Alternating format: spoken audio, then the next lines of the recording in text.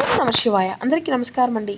ఈరోజు ఈ వీడియో ద్వారా వృశ్చిక రాశి వారి యొక్క జాతకాల గురించి తెలుసుకుందాం. వీరి యొక్క జీవితానికి సంబంధించినటువంటి ప్రధానమైనటువంటి అంశాలు ఏమిటి, అదేవిధంగా జూలై 26వ తేదీ ఆదివారం రోజున మీ జీవితంలో ఊహించని గందరగోళం ఏర్పడబోతుంది. అంటే మీరు కొంచెం నిద్రపోవడం కూడా కష్టమని చెప్పుకోవాలి. ముఖ్యంగా ఈ రోజున రాత్రి గడియారంలో 9:15 దాటిన తర్వాత మీ చెవిన ఒక పేరు అనేది తప్పకుండా వినిపిస్తుంది.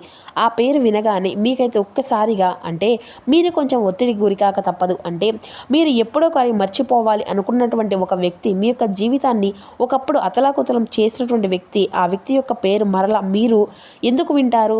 వారు మరలా మీ యొక్క జీవితంలోకి ఏమన్నా రాబోతున్నారా, లేదంటే ఏదైనా కానీ ఒక కొత్త ప్లాన్తో ఏదైనా మీ యొక్క జీవితంలోకి వస్తున్నారా? అసలు ఆ యొక్క పేరు వెనుక ఉన్నటువంటి భయంకరమైనటువంటి గతం ఏమిటి? ఈ వీడియోని చివరి వరకు చూడండి, అప్పుడే మీకైతే పూర్తిగా అర్థమవుతుంది. ప్రతి ఒక్కరి జీవితంలో ఎన్నెన్నో సమస్యలు, ఎన్నెన్నో ఇబ్బందులు, ఇటువంటి సమస్యలతో బాధపడుతూ ఎక్కడెక్కడో జ్యోతిష్యం చెప్పించుకొని నిరాశ చెందినటువంటి వారికి అందరికీ కూడా శ్రీ దుర్గామాత వారి దివ్య ఆశీస్సులతో జ్యోతిష్యం చెప్పబడినండి గురువుగారు బాలాజీరాజు గారు. మనం ఎక్కడ ఉన్న చోటనే ఉన్నట్టుండి మన యొక్క గురువుగారిని అయితే ఒక చిన్న ఫోన్ కాల్ ద్వారానే కాంటాక్ట్ అవ్వచ్చండి. మన గురువుగారి యొక్క కాంటాక్ట్ నెంబర్ వచ్చేసి 9515871931. అది మీకు ఏ విధమైనటువంటి సమస్య అయినా కావచ్చు, కుటుంబం, వ్యాపారం, కోర్టు, విదేశీ ప్రయాణం, ఆరోగ్యం, రాజకీయం, సంతానం, ప్రేమ, పెళ్లి మొదలగా ఎటువంటి సమస్యలకైనా మన యొక్క గురుజీ గారిచే మంచి పరిష్కార మార్గం అయితే మీకైతే లభిస్తుందండి. మన యొక్క గురువు గారు స్త్రీ పురుషులకు వశీకరణం చేయడంలో కూడాను ఒక ప్రత్యేకమైనటువంటి అనుభవం కలిగినటువంటి వ్యక్తులనే చెప్పాలి. కాబట్టి నమ్మకంతో ఒక్కసారి ప్రయత్నించండి, ఖచ్చితంగా మీకు ఉన్నటువంటి సమస్యల చిక్కుల నుండి అయితే బయటపడగలుగుతారు. ఇక ముఖ్యంగా వివరాలకు వస్తే కనుక వృశ్చిక రాశి అనేది రాశికులను 8వ రాశి, విశాఖ నక్షత్రం 4వ పాదం, జ్యేష్ఠ నక్షత్రం 1, 2, 3, 4 పాదాలు, అనురాధ నక్షత్రం 1, 2, 3, 4 పాదాల్లో జన్మించిన వ్యక్తులు ఈ యొక్క వృశ్చిక రాశి పరిధిలోకి వస్తారు. వృశ్చిక రాశి వారికి అధిపతి బుధుడు. ఇక ముఖ్యంగా చెప్పాలి అంటే ఈ రోజున మీ యొక్క భవిష్యత్తును హెచ్చరించేటువంటి ఒక గొప్ప సంకేతం లాగా భావించండి. అంతేకాదండి, చెప్పాలి అంటే ఈ రోజున చాలా కీలకమైనటువంటి రోజుగా చెప్పుకోవచ్చు. ఎందుకంటే సాధారణంగానే మీరు మిత భాషలు అంటే లోపల మాత్రం చాలా లోతైనటువంటి ఆలోచనలతో ఉంటూ ఉంటారు. అయినప్పటికీ కూడాను మీరు మనుషుల కంటే కూడాను విలువలకు ఎక్కువగా ప్రాధాన్యతనిస్తారన్నమాట. ఇంకా చెప్పాలి అంటే ఎవరికైనా కానీ మిమ్మల్ని ఒక్కసారిగా మోసము అనేది చేస్తే వారిని మాత్రం మీరు జీవితాంతం కూడా క్షమించకుండా అలా గుర్తుపెట్టుకునే ఉంటారు. మీ యొక్క మెదడు ఒక కంప్యూటర్ లాంటిది అని చెప్పుకోవచ్చు. అంటే పాత జ్ఞాపకాలను, ముఖ్యంగా చెప్పాలంటే మీకు జరిగినటువంటి కొన్ని అన్యాయాలను మీరు అసలు ఎప్పటికీ కూడా మర్చిపోరు, అసలు సహించరు. ఇప్పుడు అదే ఒక జ్ఞాపకం మీ యొక్క ముందుకు ఒక పేరులాగా రాబోతుంది. ఆ యొక్క పేరు మీరు వినగానే మీ యొక్క శరీరంలో విపరీతమైనటువంటి నెగిటివ్ వైబ్రేషన్స్ అనేవి వచ్చేటువంటి అవకాశాలు అయితే కనిపిస్తున్నాయి. ఎందుకంటే కనుక గత కొన్ని సంవత్సరాలుగా మీరు ఆ యొక్క వ్యక్తి ఒక స్త్రీ కావచ్చు, లేదంటే పురుషుడే కావచ్చు, వారి యొక్క నీడ కూడా మీ పైన పడకూడదు అని చెప్పేసి భావించినటువంటి మీరు చాలా రకాలుగా జాగ్రత్తలు తీసుకుంటున్నారు. వారి వల్ల మీరు ఆర్థిక పరంగా కావచ్చు, లేదంటే అంతేకాకుండా మానసిక పరంగా కావచ్చు, చాలా పెద్దగా మార్పులను ఎదుర్కొనేటువంటి సమస్యలు అయితే ఎదుర్కొంటూ వస్తున్నారు. ప్రస్తుతం మీ యొక్క జీవితంలో కాస్త ఇప్పుడిప్పుడు ఒక గాడిన పడుతూ వస్తుందన్నమాట. ఒక మార్గంలో మీరు మీ వంతుగా మీ ముందుకు వెళ్ళేటువంటి అవకాశాలు అయితే వస్తున్నాయి. అయితే ఇది అంతా కూడాను విధి ఆడుతున్నటువంటి ఒక వింత నాటకం కావచ్చండి. మీరు పూర్తిగా మర్చిపోయినటువంటి ఒక అధ్యాయం అనేది మరలా తెరుచుకోబోతుంది. ఆ యొక్క పేరు అనేది మీరు వినగానే మీరు పాత గాయాలన్నీ కూడాను ఒక్కసారిగా గుర్తు చేసుకుంటూ ఉంటారు. మరి ఎందుకు ఈ విధంగా జరుగుతుంది, అసలు ఏం జరగబోతుంది అంటే ఇప్పుడు మనం ఆ యొక్క షాకింగ్ న్యూస్ గురించి అయితే ఇప్పుడైతే మాట్లాడుకునే ప్రయత్నం చేద్దాం. ఈ రాత్రి సమయంలో మీరు వినబోయేటువంటి ఆ యొక్క పేరు ఏంటి అనేది అంటే కనుక ఆ యొక్క పేరు మీ యొక్క పాత స్నేహితుడు కావచ్చు, లేదంటే స్నేహితురాలు కావచ్చు, లేదంటే మీరు ప్రాణం కంటే కూడా ఎక్కువగా బాగా నమ్మి మోసపోయినటువంటి వ్యక్తి యొక్క మాజీ భాగస్వామి కావచ్చు, మీ యొక్క పార్ట్నర్ కావచ్చు, లేదంటే మీ యొక్క ప్రేమికుడు, ప్రేమికురాలు, ఇలా మీ యొక్క వ్యాపారంలో బాగా వెన్నుపోటు పొడిచినటువంటి వ్యక్తి అయి కూడా ఉండవచ్చు. ఆ పేరు మీరు వినగానే మీకు పాత కోపము, అలాగే బాధ, కన్నీరు ఒక్కసారిగా తన్నుకు వచ్చేటువంటి పరిస్థితి కూడా కనిపిస్తుంది. గత కొంతకాలంగా మీ చుట్టూ ఉన్నటువంటి వారు కూడాను అంటే మీ యొక్క పేరు పలకాలి అంటేనే మీ ముందు ఆలోచిస్తూ ఉండేటువంటి పరిస్థితి కూడా చాలా వరకు కనిపించింది కదండి. కానీ అసలు గతంలో ఏం జరిగింది అంటే కనుక వారు మీ యొక్క గత చరిత్ర అంటే వారితో మీ యొక్క గత చరిత్ర చాలా అంటే చాలా దారుణంగా ఉంటుందన్నమాట. అంటే వారిని మీరు బాగా నమ్మారు, మీ యొక్క ఆస్తులను లేదంటే వ్యాపారానికి సంబంధించినటువంటి రహస్యాలను వారి చేతిలో పెట్టారు, లేదంటే మీకు బాగా సంబంధించినటువంటి ఏదైనా కానీ విలువైనటువంటి అంశాలను వారికి చెప్పారు, లేదంటే మీకు సంబంధించిన ఏదైనా కానీ ముఖ్యమైనటువంటి ప్రాపర్టీస్ కానీ వారికి అయితే అందజేశారు. కానీ వారు నమ్మకాన్ని పూర్తిగా వమ్ము చేశారు. నమ్మకాన్ని వాడుకొని మిమ్మల్ని సమాజం ముందు తలదించుకునే విధంగా ఒక చేతకానటువంటి వ్యక్తిలాగా మిమ్మల్ని నిలబెట్టారు. వారి వల్ల మీరు రాత్రులు కూడాను నిద్ర లేక ఏడ్చినటువంటి రోజులైతే ఎన్నో ఉన్నాయి. మీ యొక్క కెరియర్ పతనం కావడానికి అప్పట్లో వారు ఎన్నో రకాలుగా కారకులని కూడా చెప్పుకోవచ్చు. అయితే ఆ విషయం మీకు కూడాను బాగా తెలుసు. కానీ మీరైతే ఈ విధంగా అంటే అనుకుంటూ వచ్చారు.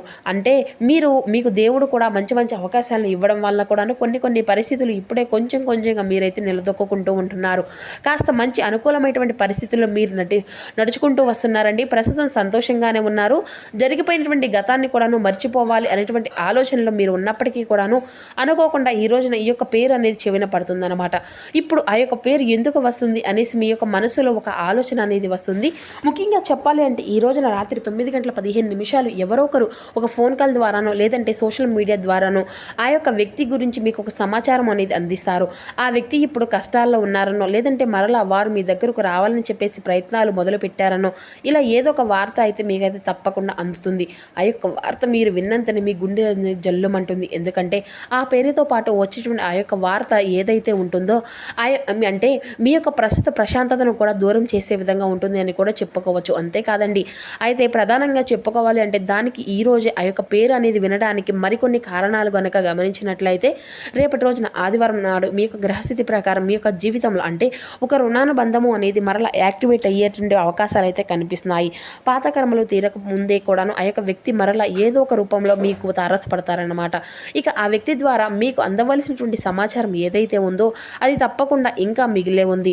అందుకే ప్రకృతి మరలా ఆ యొక్క వ్యక్తిని మీ ముందుకు తీసుకురాబోతుంది అని కూడా చెప్పుకోవచ్చు.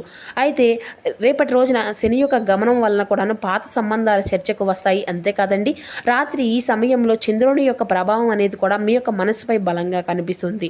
అందుకే ఈ సమయంలో వినిపించేటువంటి ఆ యొక్క వార్త యొక్క అంటే మీ యొక్క మనసుపై పూర్తిగా లోతైనటువంటి ఒక ముద్ర అనేది వేయబడుతుంది అన్నమాట. ఇది అంతా కూడాను ఒక రకమైనటువంటి కర్మ, దాని యొక్క కర్మ పూర్వకమైనటువంటి ప్రక్రియ అనే చెప్పాలి. కాబట్టి ఈ విషయంలో మీరు ఎక్కువగానే పెద్దగా బాధపడవలసిన అవసరం ఏది కూడా లేదు.